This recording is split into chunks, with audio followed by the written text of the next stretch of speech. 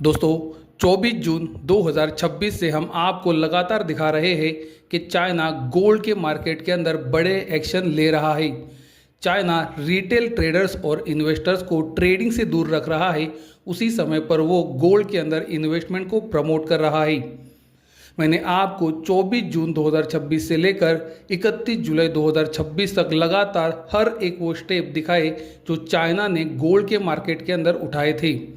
आप देख सकते हो कल चाइनीज़ गवर्नमेंट का डेटा आया है और हमें यह पता चलता है कि जो चाइना की सेंट्रल बैंक है उनकी गोल्ड की खरीदारी अक्टूबर 2023 के बाद की हाईएस्ट है। यानी कि दोस्तों आपकी आंखों के सामने है चाइना की जो सेंट्रल बैंक है उनकी गोल्ड की खरीदारी 3 साल की ऊंचाई पर है।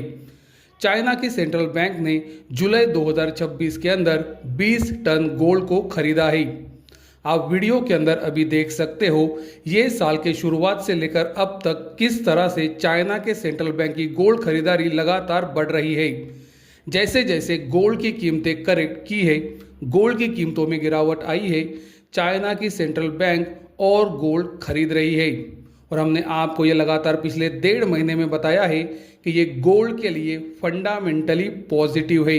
हम आपको पिछले कुछ वीडियो से लगातार चाइना के अंदर का गोल्ड चार्ट दिखाते आ रहे थे, जहां पर हमने आपको ये लगातार बताया था कि चाइना के अंदर गोल्ड ब्रेकआउट कर रहा है। चाइना के अंदर अगर गोल्ड ब्रेकआउट करता है तो इंटरनेशनल मार्केट में भी गोल्ड में तेजी बढ़ सकती है।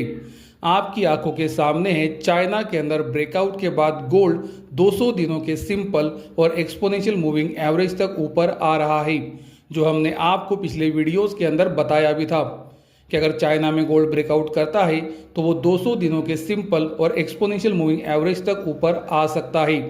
और आपकी आंखों के सामने है गोल्ड वहां तक ऊपर आया भी है। 200 दिनों का सिंपल और एक्सपोनेंशियल मूविंग एवरेज चाइना के अंदर भी गोल्ड के लिए रेजिस्टेंस का काम कर सकता है। और वहीं पर आप देख सकते हो हॉरिजॉन्टल रेजिस्टेंस एरिया भी आता है, क्योंकि इसी एरिया के पास चाइना में गोल्ड ने सपोर्ट लिया था, जिसे तोड़ने के बाद अब ये एरिया रेजिस्टेंस का काम करेगा। तो दोस्तों चाइना के अंदर गोल्ड रेजिस्टेंस एरिया के करीब जा रहा है, जो कि महत्वपूर्ण 200 दिनों के सिंपल और एक्सपोनेंशियल मूविंग एवरेज का रेजिस्टेंस है। उसी तरह से जहां पर कंटिन्यूसली पहले सपोर्ट लिया गया था, वो एरिया टूटने के बाद अब महत्वपूर्ण रेजिस्टेंस बना है। तो दोस्तों हमने जो आपको वीडियो से बताया था कि ब्रेकआउट के बाद गोल्ड चाइना के अंदर 200 दिनों के सिंपल और एक्सपोनेंशियल मूविंग एवरेज तक ऊपर जा सकता है, वहां तक गोल्ड ऊपर आ चुका है। इंटरनेशनल मार्केट में भी दोस्तों आप देख सकते हो ब्रेकआउट के बाद गोल्ड अभी 200 दिनों के सिंपल और एक्सपोनेंशियल मूविंग एवरेज के जोन में ऊपर आया है। तो दोस्तों आप देख सकते हो हम आपको सही समय पर सही जानकारी देते हैं कि नहीं, और इसीलिए मैं हमेशा कहता हूं कि चैनल को सब्सक्राइब करके जरूर रखें। इंटरनेशनल मार्केट में दोस्तों गोल्ड के लिए अभी ये जो कंसोलिडेशन जोन है ये सपोर्ट का काम करेगा।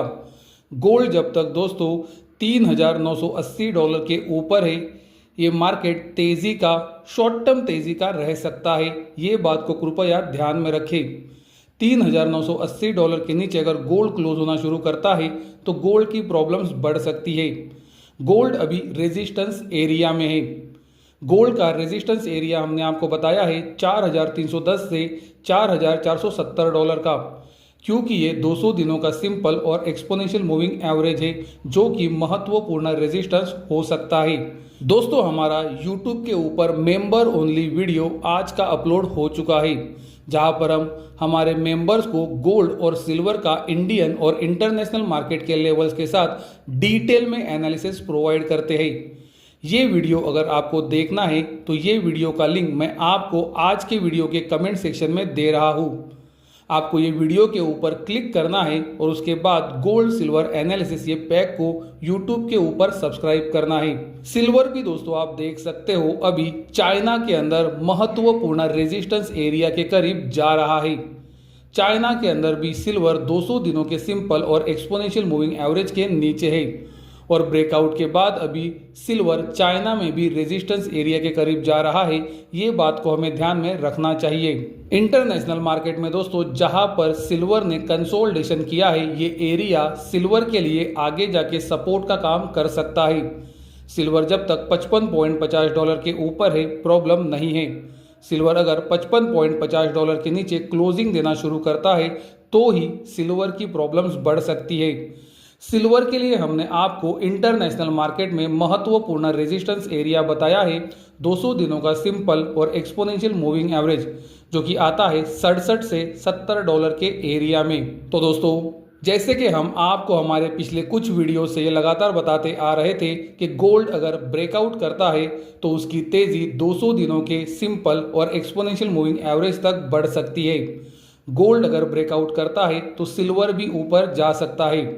आपकी आंखों के सामने है गोल्ड ने ब्रेकआउट के बाद तेजी दिखाई है कि नहीं, और उसके साथ सिल्वर ऊपर आया है कि नहीं। दोस्तों, क्या गोल्ड और सिल्वर का ट्रेंड चेंज हो रहा है?